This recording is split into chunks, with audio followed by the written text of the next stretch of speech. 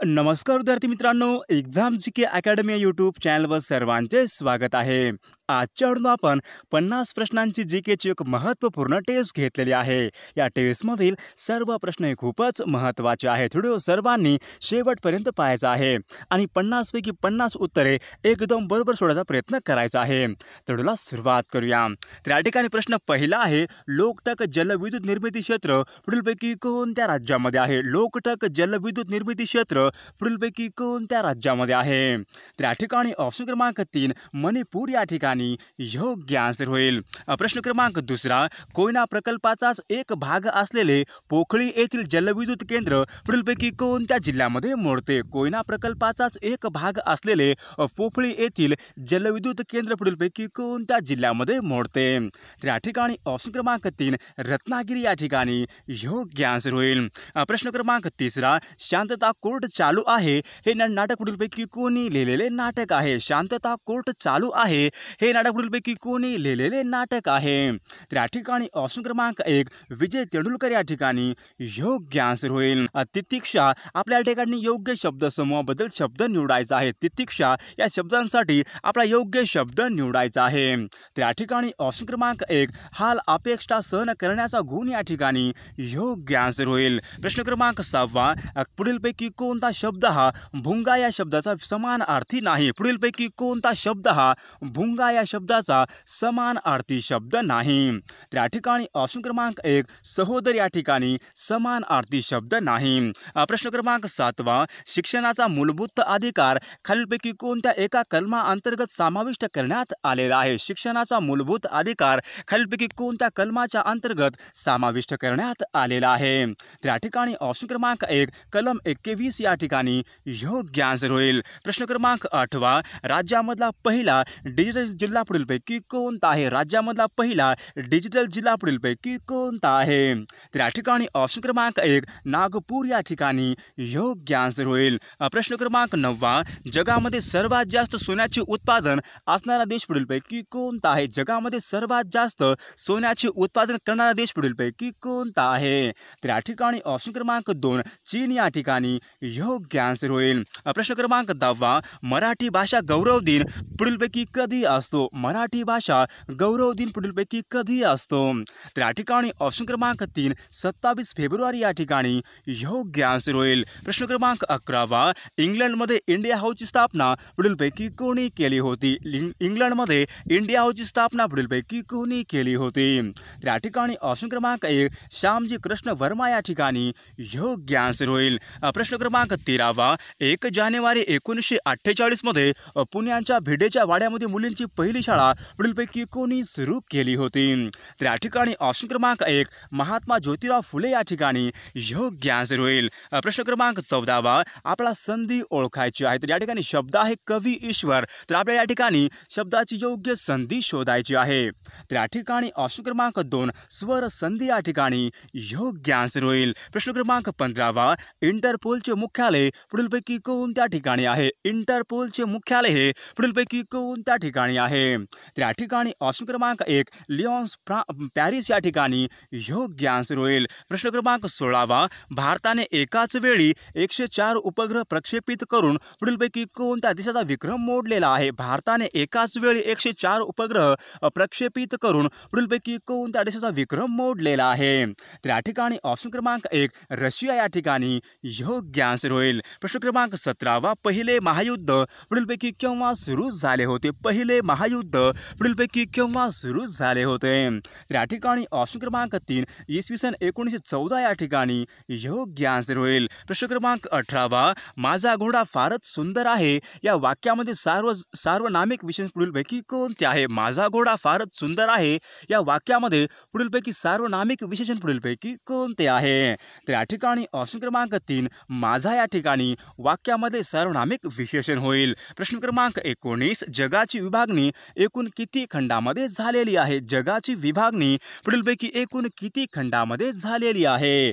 तर या ठिकाणी ऑप्शन क्रमांक 3 7 खंड या ठिकाणी योग्य आन्सर होईल. प्रश्न क्रमांक 20 आझाद हिंद सेनेची स्थापना पुढीलपैकी कोणी केली होती? आझाद हिंद सेना यांची स्थापना पुढीलपैकी कोणी केली होती?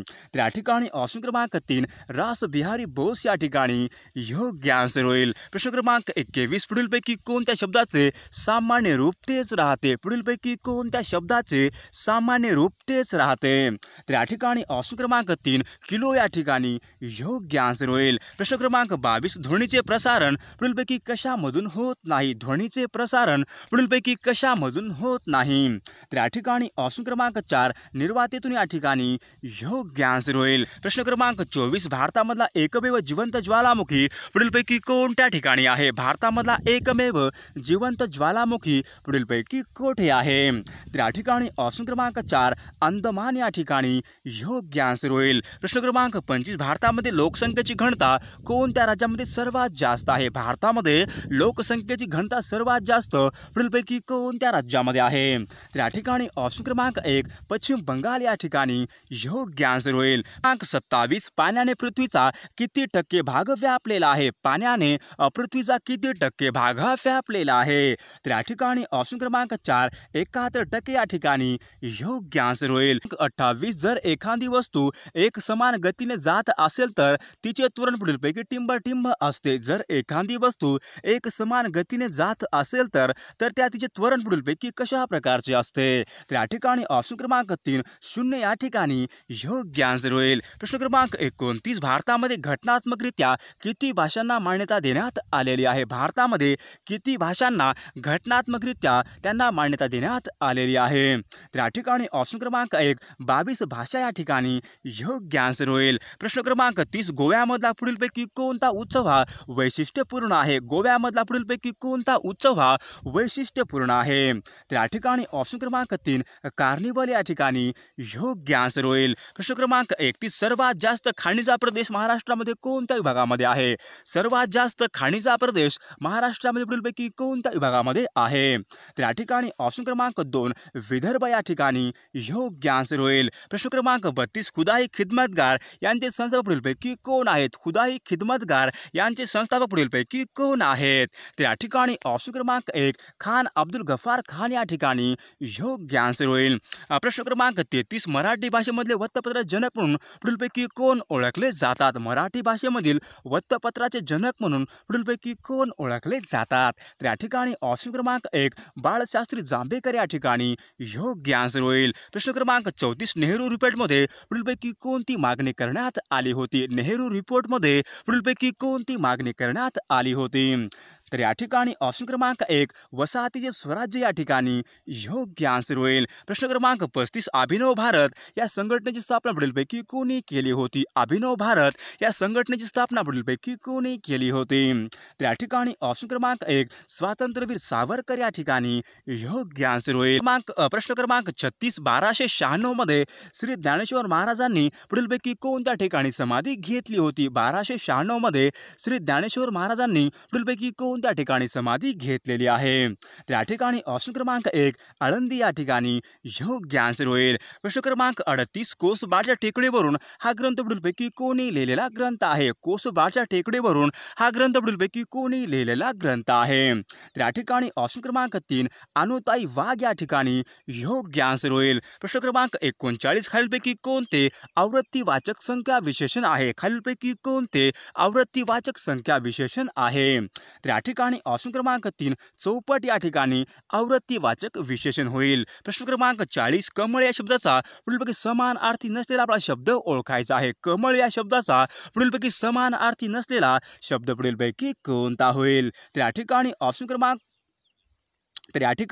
क्रमांक 3 वायस या ठिकाणी योग्य आन्सर होईल. 41 महात्मा गांधी यांनी चंपारण्य येथील सविनय कायदेभंग आंदोलन कोणत्या वर्षी केले होते? महात्मा गांधी यांनी चंपारण्य येथील सविनय कायदेभंग आंदोलन कोणत्या वर्षी केलेले आहे? तर या ठिकाणी ऑप्शन क्रमांक 1 1917 या ठिकाणी योग्य आन्सर होईल. प्रश्न क्रमांक 43 1919 मध्ये सातारा जिल्ह्यामध्ये रयत शिक्षण संस्थेची स्थापना पुढीलपैकी कोणी केली होती? सन 1919 मध्ये सातारा सातारा जिल्ह्यामध्ये रयत शिक्षण संस्था यांची स्थापना पुढीलपैकी कोणी केली होती? तर या ठिकाणी ऑप्शन क्रमांक 1 कर्मवीर भाऊराव पाटील या ठिकाणी योग्य आन्सर होईल. प्रश्न क्रमांक 44 खालीलपैकी कोणती नदी ही महाराष्ट्रामधून वाहत नाही? खालीलपैकी कोणती नदी ही महाराष्ट्रामधून वाहत नाही?